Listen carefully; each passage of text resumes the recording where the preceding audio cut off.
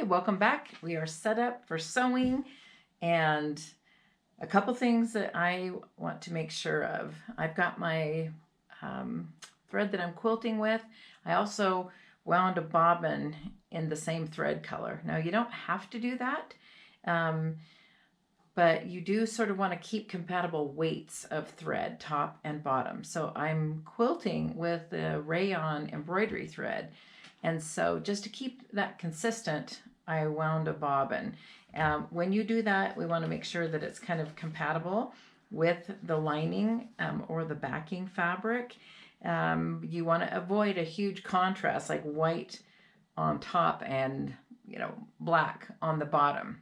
You will really kind of have to, you can do that, but you want to be very aware of your top tension. So you'll have to, especially quilting and the speed that you quilt. And so it's just way easier if you can keep the thread colors pretty compatible and same thread or thread weight. The other thing that you want to do when you are going to be quilting on the sewing machine is lengthen your stitch length. So typically when I'm piecing at a 2.5 stitch length or a 2.0. When I am quilting, I do not want it to look like a seam that I've stitched. I want it to be a little bit longer stitch length. So I have raised my stitch length to a 3.5 stitch length. I'm just checking, yeah, my tension's in the right place. You know, with grandkids, you never know what your sewing machine settings are going to be. Now, like I said before, I'm going to be quilting this in vertical lines.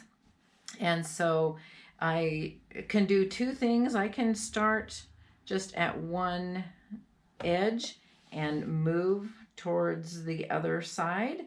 But you want to also keep your throat plate in mind. Now, this is my little travel machine, which I love.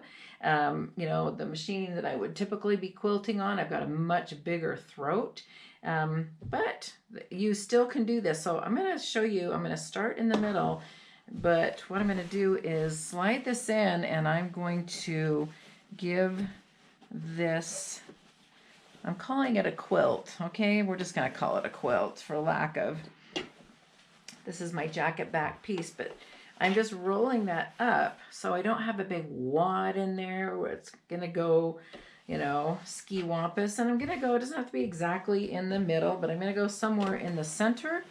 I've lengthened my stitch length, and I did not, for my quilting, I wanted to do kind of a healthy 1/4 inch on either side of my seam, each of these seams. That's where I'm going to be quilting.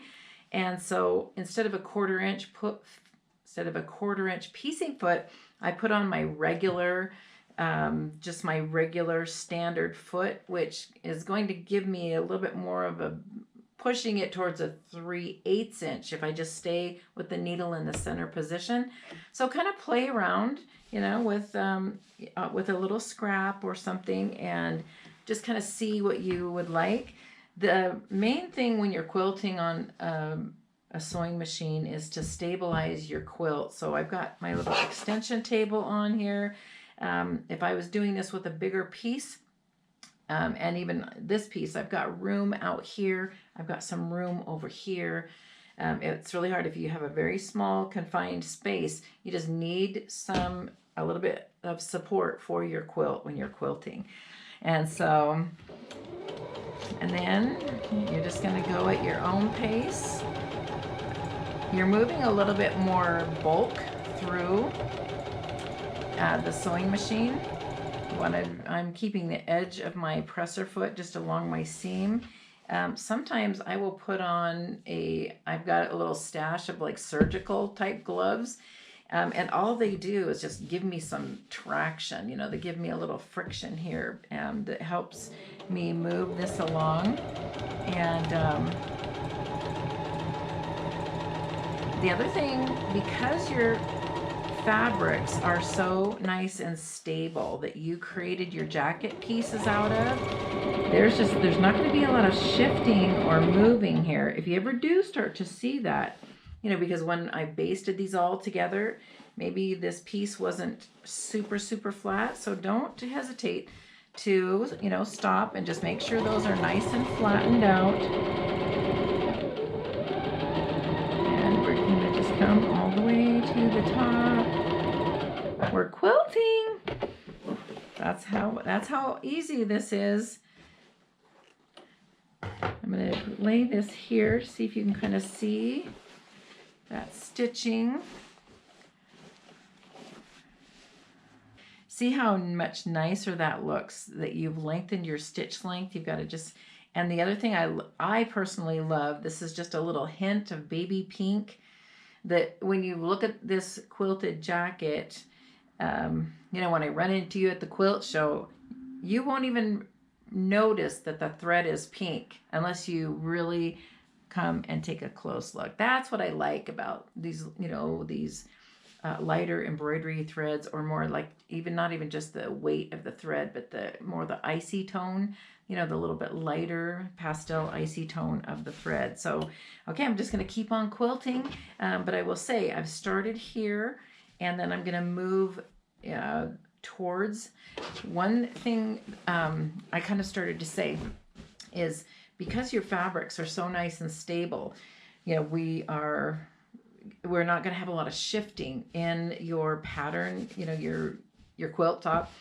A lot of times when you are doing all these straight lines, the suggestion will be to quilt up one side and down the other and back and forth.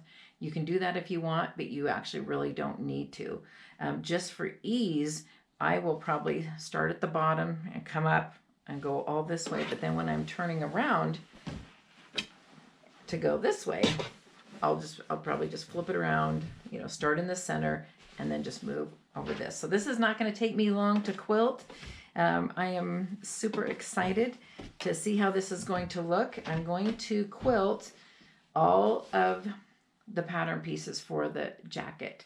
And so when we get together next time, all my quilting will be done on all of these pieces, and we'll cut these out and we'll start sewing this jacket together.